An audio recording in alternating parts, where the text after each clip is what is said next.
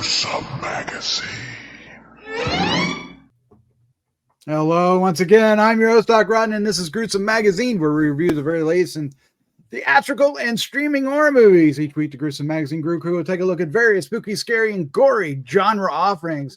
Tonight, we are reviewing You'll Never Find Me, streaming on Shudder beginning March 22nd, 2024. Let me introduce my crew, starting off with Crystal Cleveland, the Living Dead Girl. How you doing? I'm great. Wunderbar, wunderbar. Yay, wunderbar. Yay. Also joining us is award-winning filmmaker Christopher G. Mohr. I'm having PTSD from the time when I lived in a mobile home back in the 80s. Back in the 80s. After watching this film, just letting you know, minus the accents. You know what looks cool about Christopher's screen right now is, he just got done, or he watched Late Night with the Devil, and it looks like he has like a filter over his, where it looks like it's like got that like 70s vibe. Do you see that? I see it. I see it. Cool. Mm-hmm. And then look at his hair, kind of like, yeah. It's probably my beauty filter. Probably. All right.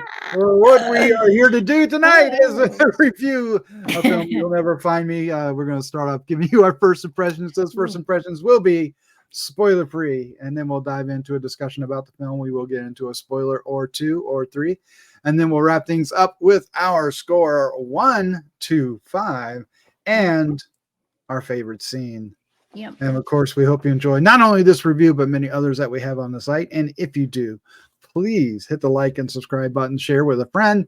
Yep. Each click will help us find more horror fans just like you. Shall we look at the card? Let's look at the card. Yes. What are you? All right. Yeah. He's Patrick Dempsey and Founders. There you go. Thanksgiving. Yeah. Don't park the car too far from the yard. All right. You'll never find. That's a Jaws reference actually, but you guys will know that. You'll Never Find Me, 2023, Shudder, available streaming on Shudder beginning March 22nd, 2024. Synopsis is: Patrick, a strange and lonely resident, lives in a mobile home at the back of an isolated trailer park. After a violent storm, a mysterious young woman appears at his door, seeking shelter from the elements. It's directed by Joshua Allen and Indianna Bell, and written by Indianna Bell. The cast includes Brendan Rock and Jordan Cowan. It is basically a two-hander. Is that what they call it, Christopher? Two-hander? I don't think. Are you double fisting here? It's a one-hander when there's one person. I don't think the two-hander would be. There's a lot of movies. There's a name for it. People.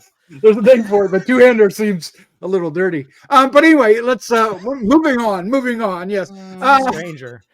Yeah. Woof. Can we start over?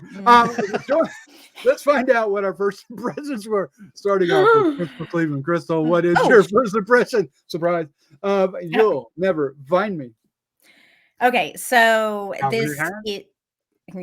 see, all I think is double fisting. Oh, stop! Yeah, see, there you go. I'll just like one up you every time. I'm like, no, I can.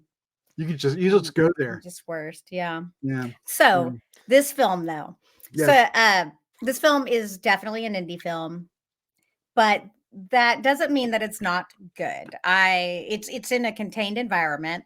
You mainly have 2 actors the entire time, but it does have a lot of tension. It's shot really well. I loved a lot of the cinematography, and I loved the way they got up on the faces, and kind of some of the movement of the camera was very cool. They didn't, spoon feed you any of the information at all. You have to watch it. It's show, not telling. Yeah. So, I mean, you have to actually pay attention. Now, I wouldn't say that this is scary necessarily. It's definitely a psychological thriller with horror elements, and it's definitely a horror, but I didn't ever feel scared, but I did have a lot of tension. I was like, oh, what's going to happen? I liked the acting. The actors were fantastic, especially him. Jeez. He did a good job of being almost kind of lovable at points, kind of funny, and incredibly creepy. So having that said, I don't know completely what happened in the film. I'm okay with that. Okay. I'm all right with the way that it turned out. I have my ideas and I think I know what happened, but I'm not completely certain. So I'm sure we'll discuss that a little bit in spoilers. But overall, I really liked this film. I wouldn't recommend it to everybody because I don't think that this is a horror film that people who like slashers and gory flicks and stuff, I don't think that this is going to be for them. But for people who like, a broader range of horror, I think it's really entertaining. Yeah. And you have Like, Shudder, right? Like, yeah. so So like A24 fans would like it? yeah. Oh yeah. This feels like yes. That's a perfect. You got it. You hit that. So Mhm. so this is more Jeff film than a Dave film. Oh, definitely. But the only reason I think Dave wouldn't like it is because I think he might find it a little boring and he's turned off by the colored lighting at the end. Or anything artistic done with the camera. Yes, that too. Oh, yeah, that too. Yeah. Mhm. And there's a few of that everywhere in this movie. All right. Christopher G. Mohr, what was your first impression of You'll Never Find Me? You'll never find me. Sorry, I couldn't stop. Really enjoyed this film. Yay. Mainly because of the filmmaking. Mhm. And even, I mean, you think a film where it's most of these two people having conversations, that it would be very hard to sort of keep your attention. But it kept my attention just Mhm. based on how, I mean, because they kept changing spaces where they were having conversations. And then I absolutely love the dialogue. I was writing down pieces of the dialogue because they had these really deep thoughts that kind of like, you talked about the tension. There was tension, just how the sound design. I mean, you call this film an indie, Crystal, but this has better sound design than most Hollywood films. That's true. And visually, just the way they use the camera to create tension or to create mystery is really, because there's scenes where the camera will start at one place and will go around. There's even like the whole Sam Raimi thing where it rotates all around and goes back to the person looking. Beginning of the film, yeah. Yep. Yeah. So there's like, I was like, there's so many great Beautiful. shots and just how they integrate the visual camera work with the sound design, because I've never seen a mobile home seem creepier than House on Haunted Hill. So it's like, because there's like, and the way they use sound design, because there's a moment where you hear the wind and it sounds like screams. I mean, they made soup menacing. Oh, I know. I and it was like tomato soup or something, right? I hate tomato soup, so it's already menacing to me in general. Tomato soup because I hate tomatoes. But the tomatoes, there's a tomato soup scene. I'm like, oh God, it's like I'm getting creeped out by them just stirring soup. Yeah, and just how just simple things are just made creepy or weird, and then but I will say, do I know what happened? Not necessarily. It's not linearly or not even realistic, or it actually happened. I don't know if this is one of those things where, it's Sixth Sense or something. I don't know. I don't know if everybody's dead or one person's dead. I don't know. But I think the only thing that kind of threw me off, the ending goes in a very artsy fartsy fashion that really didn't work for me fully, but I still appreciate the visuals of it. But yeah, I was really blown away by the cam work and the acting. Both of the actors are amazing in delivering this dialogue that I think in lesser hands would just seem very like I'm being kind of witty. But there's a moment where they're just there's a moment where they talk about like how, what was it? I wrote it down. It's how fear and excitement are similar emotions. I mean, there's some really, there's a moment. Well, yeah, there's the moment where she's talking about her life, and he's like, so you're a free spirit, and she says something about like makes my F up seem pretty by calling me that. I mean, there's like so many like really well written pieces of dialogue that where you feel like these people are just like they're kind of like telling you without telling you, kind of creepily where they are. And you're just sitting there like, oh God, I was like, frothing in the mouth, like, oh wow, you could just talk this dialogue the whole movie. It was like a horror Shakespeare to some degree. But I really love this film, and I think again my only problem is the end, and also just a scene where I was like, why are you not doing more than what you're doing? But at the same time, I don't know, maybe we're watching is real, maybe it's not, I don't know. But overall, I thoroughly thought this is a well-crafted film that's probably one of the best looking things that's been on Shudder in a while. I agree. Yeah, the cinematography, the composition, the use of camera is really stunning in this film. It actually, whoever were in charge of those particular things, the director of photography and whoever else was, for especially, you know, such a You mean that double fist, that second fist? Yeah. Relatively small location. You know, it's not a big open space. You know, it's a little teeny trailer, and but they made it all work. They made areas of it incredibly dark and mysterious, while other areas are just lights on and they're still mysterious. So I'm torn personally about this movie because I liked a lot of it, but I don't know if I liked all of it. And I don't know, in the end, I don't know how I feel about the movie. I'm going to have to pull a Jeff. I'm going to have to watch this movie twice. I think this movie begs you to watch it twice, because you have not only an unreliable narrator, you kind of have two unreliable narrators. You've got these two people that end up in this trailer. One lives there and one visits, but you don't know. For a good portion of the film, you know it's a toss up. Which one's which, right? Which one's bad? Which one's good? Or are they both bad? Or are they both good? And they just don't, what's going on here.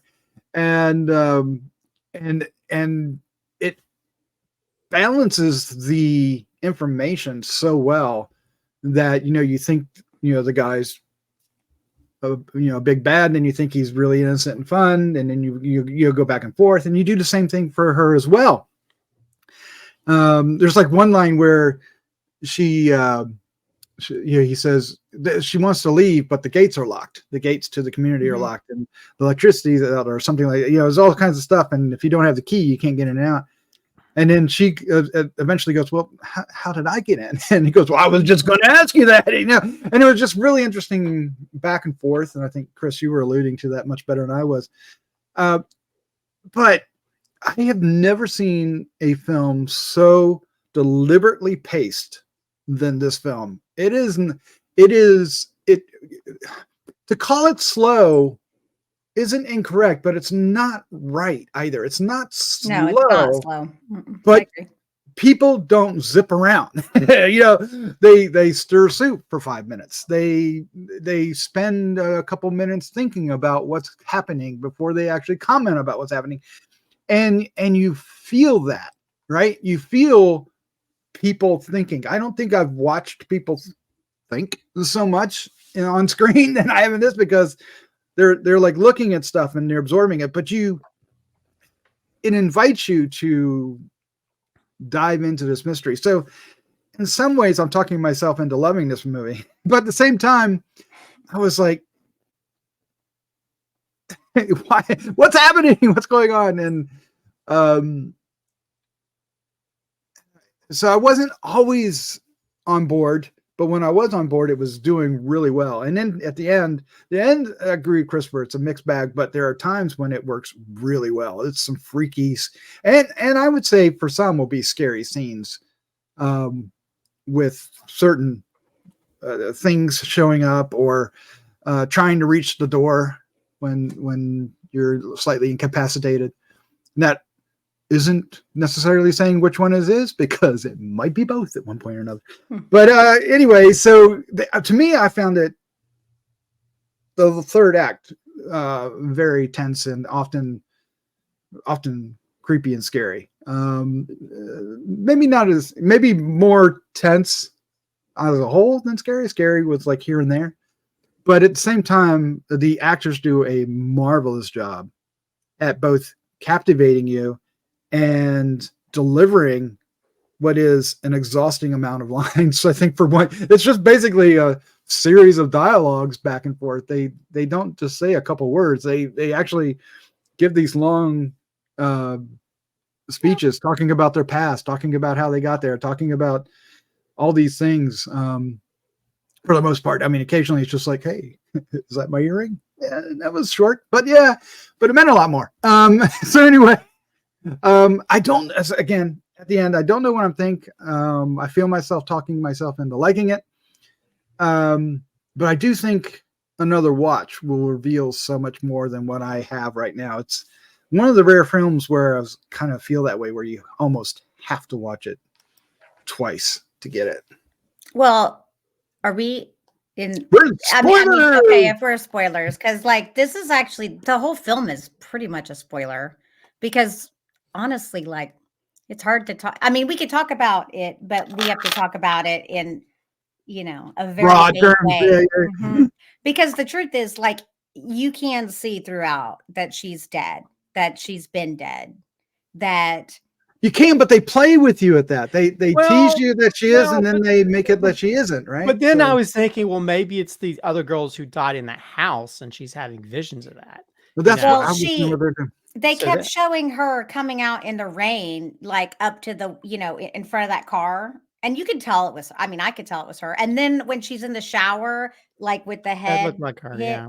Yeah. yeah. And then the earring, I don't think she would mistake that was her earring. Now, I don't know what the Emily thing was. Remember the locket? Yeah, I'm not sure She what that she was all about she either. seemed like she felt attached to that, but I don't know what that means. And when she saw it, she reacted in an odd way. But that really Well, wasn't addressed, I don't well, Yeah, and I maybe that think, was but I think missed that's the thing. I think they, at the same time, I kept thinking, well, maybe they're trying to make me think that she's dead, and so it's like I feel like there was like so many things thrown out to sort of throw us off the scent that I wasn't really sure. And then at the same time, I expected a much more. I mean, I guess we have sort of a supernatural ending, but if it's real, Is it? He could be uh, crazy and just, yeah, and you know? I think with the wind and everything, I kept expecting there's gonna be some kind of Cthulhu or something that's gonna happen Mhm. at some well, point. you kept hearing thumps on the ceiling, and they would Yeah, and I was like, look something up and weird is stare Well, at it. and And, and yeah. they also made the knocking like were they kids? I mean, at the end we do see that there is kids that do Mhm. come knocking at his door. But he talked about this like, oh, the way that he reacted to each knock. This is what my feeling is, that he does, kill these girls and they can keep coming to visit him in this manner. And Right. that's why he reacted the way he did when he sees the knocking. I don't know. I mean, that's just my Well, thought there's a lot, process. yeah, because they do give you in the dialogue a lot of red herring, um, Mhm. to either mislead you about what you're seeing or not. Like he Well, keeps asking, "Do you look familiar? Do I know you?" yes. Which gives you Mhm. the impression that it isn't what you think it is, right? That he's trying to figure out who she is. But he Um, could also not just have remember forgotten. because Yeah, yeah, yeah. I mean, I think it would make sense for her as a ghost to not know what is happening. You could tell she's trying to piece together stuff too. But Yeah. he said, there's no way that you could have run from the beach because it's too far away. So Right. you know that didn't happen. Like, so, but toward the end, that she apparently got in his vehicle Yeah, and but she he, said she was yeah, in a couple different places, and that helps with the mystery too. Because at one point she says she was at a diner, and the next time, so she said she was at a couple different places it's before she got weird. there. So there's a lot of misleading dialogue buried in this, but it's not throwaway dialogue because it Mm-mm. always comes back and they address it. It does And seem like it all fits. Like it's like they're yeah, giving you the pieces. I do think you're right. Probably watching again would actually make them all like fit together. I bet they yeah, fit together. I'm just missing it because yeah. it's a lot to kind of absorb, and you Well, you don't don't know what know. you're absorbing at first, Yeah. right? So Mhm. Like they start playing this card game, and I'm like, what the? What are they playing? But they knew like what they were mhm. doing. It's Well, like No, it's a game called Secret. bullshit. Yeah. well, So Well, I know well, it. You do find out, but when he just puts down a card and it says one whatever, I don't know what that is. Why would you assume that's no one? Like I haven't played that game, So like the fact that they both just started playing and knew what each other was doing. Yeah, because they clearly never said what they were playing, and right he just, you know, they're playing. until she says bullshit. Yeah. Yeah. Well, I mean, it's one of those films where you're like, I'm not exactly sure what's happening here, and so, but I'm really intrigued because the very beginning of it, you're like, this is red flag-ville for this girl. Because you know, he's like, oh, take your shirt off and I'll put it. Why don't you take a shower to get warm? Like, oh, something. This is like Bates Motel in a mobile home. This is not. What are you doing, lady? And so there's moments, but then you're questioning her. It's like maybe something's off with her to where she, you know. And I mean, there's like that. I mean, and there's like so many moments where they say these stories, like, man, because when he's talking about like that he used to be an electrician and then he accidentally stuck a screwdriver in a electric socket or something. He's like, and after you do that, you never really want to stick a screwdriver in the same way ever again. I was like, what what is, I mean, there are so many moments like the dialogue kind of explains stuff, you know, and it's just, it's almost, I would say there's moments where the dialogue is poetic and it's so, I've never seen dialogue in any of these sort of indie horror films that are like to where like you care about what they're saying. It's more interesting just him having this conversation while this storm is happening instead of just having some crazy shit happening in the movie. I was thinking like this is like the horror version of My Dinner with Andre. This really is just but a more interesting version of it. Yeah. Well, there you go with that too. But there is, I mean, even with her, you get real apprehensive about her being in this place because she thinks the door's locked, right? And they visually convince you that it is locked, and then he goes, no, it's not locked, you can leave. And he sits back down real creepily, and then she goes up there and she slowly grabs the doorknob, and then it opens, and you know, she's ready to dart out the door, and then she doesn't. She comes back and sits down. So that is so, I mean, obviously if she's a ghost in the house she can't, but at the time that you're watching this, it makes you wonder, like, you know, is she just overreacting, right? That's what I think she's thinking too. I mean, we know that we saw him with the little vial with the GHB stuff, right? Which I think that was just meant to be obvious for us. But I still questioned it. Well, but I thought he was about to kill himself or something. Right, because it is like 2 a.m. when she shows up, right? Really? I thought he was about to kill himself. And then she shows up and kind of interrupts that. So, but maybe that is what it was about to do. And then maybe he did. And he just did it. Or the ghost forced. Well, they didn't force him, but I think that he did. They? Well, when they drink the alcohol, yeah, that's fair. Although boom, again, that's one of those moments where I'm like mad at the character because I'm like, you find what's supposedly a dead body in a mobile home. You know, there's a hammer in the bathroom. Why are you not walking with that hammer? Why are you not calling blood on the end of it on the phone? Yeah. You know, there's like so many things like that. Like, why is she not doing stuff? And so that, to me, that's when I started like, well, maybe it's one of those things. It's one of those sort of sixth sense things where she's starting to realize maybe I'm not alive or something. But she does drop the phone, and then before she can do anything, she's examining the girl, and then he comes in and she has to run hide. So, I mean, the phone, I get it. One, it wasn't her phone, and two, she dropped it. So she probably couldn't have used it anyway. Well, I guess you could call 911 regardless, right? I guess so. There's just moments like that. I guess I want the whatever's the final girl to do something, because then it's like, but at the same time, I think it is an interesting idea of this guy who's talking about, like, because he has these really evil monologues about how, it's so weird. There's no, bad behavior doesn't exist, and there's no God, like, because these things come across and it happens, and the storms go away and things like that. It's like, oh God, this guy's.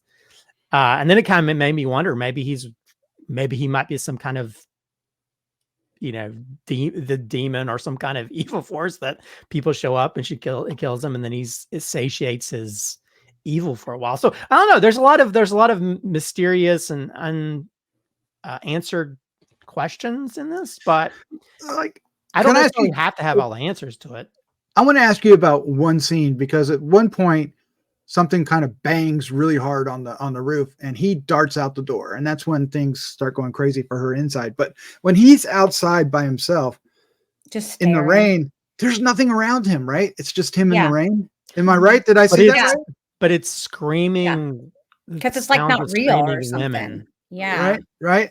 And it was like, what's going on? Like when they leave, it's not really, yeah.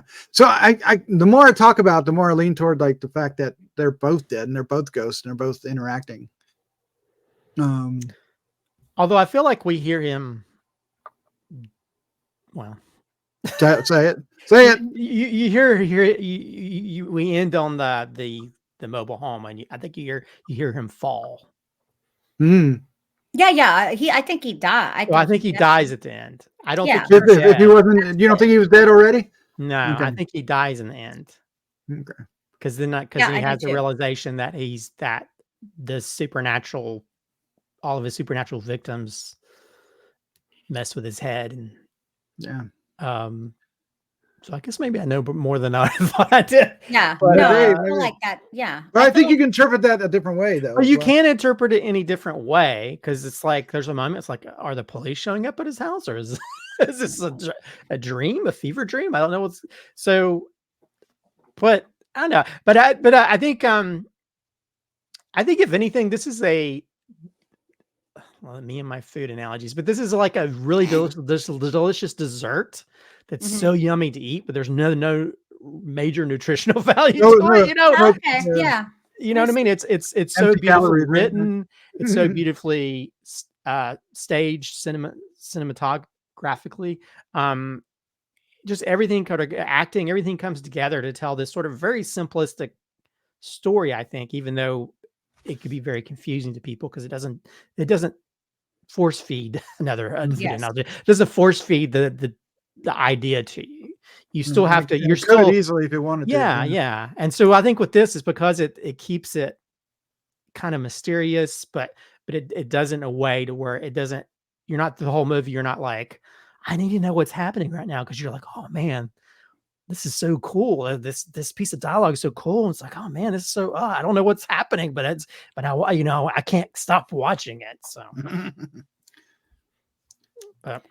I feel like, yeah, I agree with Christopher 100%.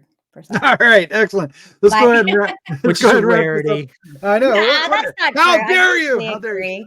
All right, Except for Skinamarink, apparently. Oh my goodness! Oof, all right, well, go on that. Quickly with that, let's wrap this up. Let's give our score 1 to 5 and our favorite scene. And Crystal, Living Dead Girl, you are up first. Okay, so I'm gonna give this a pretty high score for what it is. I think I'm gonna give it a 4, because I think it's done so well, and I think it deserves it.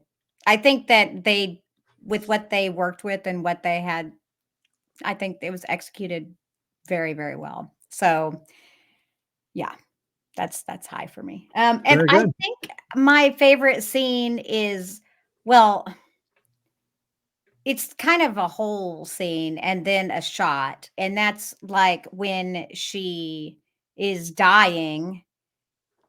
And I like the whole thing. I like that. See, and I don't want to take all of it. So I'll just take a portion of it. Ooh, because the whole thing is so weird when you have the breathing. Oh, I'll just take when she rises up. I like the way the shot went. Yeah. Isn't that wild? Like, and the way they made her breathing sound, it's like you were mentioning the sound. It's hard, like hard so to watch creepy. in some ways. Yeah. They captured that last breath feel to it. Rattle. They have a death rattle. Yeah. Yeah. And they did it well, because they covered her face, so they didn't have to have, they could do it as a prop and not with a human there. So no, it was very effective. Excellent choice. And her rising up afterwards was even creepy. Yeah, I loved the shot where it followed her. Like it felt uncanny, weird. Absolutely. Christopher, your score 1 to 5 in your favorite scene. You'll never die. You'll never find me. You'll never die. Yeah. You'll never find me. No Time to Die. What? I'll give this a 4.5. I think if if part of the ending hit it better for me, I probably would have given it a 5, because there's a moment it goes black and it's like it's all sound design, and I didn't really like that part of it. But overall, I thought this is a brilliantly shot, brilliantly acted, well written piece of horror cinema that's, you know, it shouldn't work as well as it should, but just when most of it's just two people talking with sounds happening outside of a mobile home. As for favorite scene, I may steal this or steal an idea of it, but the scene where she's sitting at the table and hears a phone ring, and you see the light across the room. Yes, you see the light of the phone in her eye. That was so cool. I saw that. That was, to me, I think if Hitchcock were alive, he would have done that shot. Yeah, it's beautiful. I thought that moment is like chef's kiss. That moment, I was like, I love this film just for that one specific scene, because it makes me mad that I didn't come up with it. Although now it's going to give me ideas. So if you ever see Back of Creep the feature, there might be an homage to that scene in it. Just saying. Perfect. Yeah, I did like that. I noticed that quite a bit. Thought of you too when I saw it. For me, I'm giving this 3.5, and that's bumping it up a half. But I feel like from this discussion, if I watch it again, I would probably bump it up another half. I feel like, yeah, like I said at the beginning, this film begs you to watch it more than once, to put all the pieces together. And I think I might just do that. The performances are 3.5 alone, really, to be honest. I really should give it more, because these people deliver dialogue like it's nothing, and it's not dialogue that should be felt that way.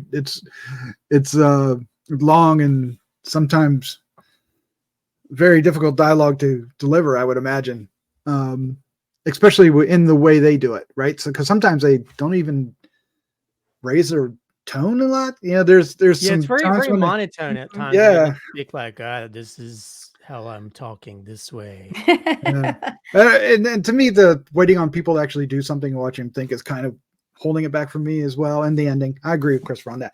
My favorite scene, though, happens to be in the ending. I think we're all picking things that are close to the ending, but that's when he's trying to make it to the door, and now there's all these covered up things in the way, and it just felt so claustrophobic. And it wasn't aggressive, right? It's not like they were, like reaching out to tear them apart. They were just like in the freaking way, right? And closing in on it. It was just so claustrophobic. And then, do I remember this correctly? Like when he eventually falls to the ground in the midst of all this, he sees her again, right? Sitting down, or is that something else I saw? I'm trying to remember. Yeah, well, he's still in the midst of all the cloaked peoples. Hadn't gotten to the door yet. Oh, yeah. Okay, yeah. So all that, I found that scene for me was, because of how claustrophobic it was and it was tense, that I thought was scary. There's supernatural things going on. We don't know what's happening. We don't really know what's happening with him. We don't know what is up with her. And I found that quite freaky and scary. So I did like that quite a bit. Not really sure I'll shut up there. I'm just going to shut up there. There you go. I like that particular scene. There's more scenes I liked, but I'm going to go with that one. That's a good one.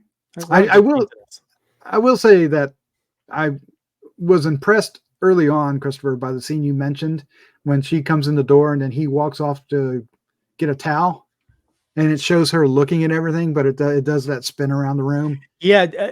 If you watch like Evil Dead or Sam Raimi stuff, he does that a shot a lot, because it's like, I think when Bruce Campbell goes down in the basement in Evil Dead 2, he does it. The camera goes all around, it comes back at him. And there's moments where the camera will kinetically move to show the action or shows different things, and really, there's just some really great camera work. I need to look this DP up, because I think he or she did a really amazing job with the camera. Correct me if I saw this wrong, but when I watched it, it felt like it started out like at her eye level, but when it circled back around, it was actually looking up at her.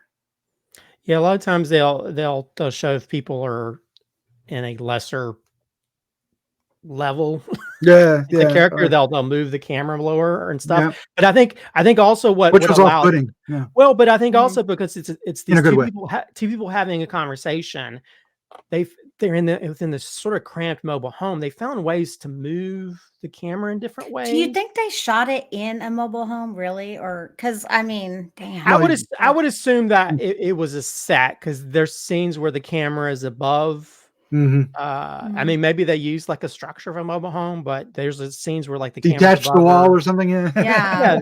Well, there's a scene where she's eating the easier. soup or whatever, and the camera's above and like straight above her, and so you'd have to remove the ceilings and stuff in order to do that. But I think for it to be such a cramped space and a limited amount of locations, but still to make it fresh, you know, yeah, I mean, they did an amazing job, because in most times it just like it's the same shot over and over, because they always tell you, like in screenwriting, you don't have a lot of shots where people sitting at a table talking like at a diner. Yes. And in this one, it's like I That's all it is. I didn't pay attention to it. I didn't pay attention to it because sometimes he's over at the kitchen and she's over. I mean, they move different locations, and so they find ways to make it almost like it's a new environment, even though it's the same room for. They'll even just change chairs. Like he shifted chairs a couple times, and but also they show scenes that reflect like something's off. You know, they kept showing him from behind. You know, when he's just sitting and they don't even see his face in certain scenes, you just see him behind, so he's hiding something. But yeah, and also how they use the frame to show you something's off, like sewing lipstick on a glass or other things. Oh yeah, that was a good scene when that was like spooky. Like that was when they were playing bullshit. Like then that's when she's like, "Oh no!" And I thought we were starting to trust each other. I'm toast. All right. Well, we just kept going. All right. Well, that's our review for You'll Never Find Me. I'm going to bump mine up to 4. No, I'm just kidding. Check this out on Shudder. You have Shudder. Set you aside. Yep. And I think it was an hour and a half, hour and 40 minutes. I can't remember. It felt fast, honestly. Hour and 39, I think, or something. Yeah. Yeah. So it's, yeah. I think you should give it a shot. Give it a shot. Think it's worth a watch. Yeah. Totally. Yeah. Be sure to let us know what you thought of it in the comments down below. Yes. We appreciate your comments. Thank you so much. All right. Christopher, thank you for joining me. This was so much fun. Thank you for having us. Fun movie to talk about. All right. With that, let's say goodnight. Good night.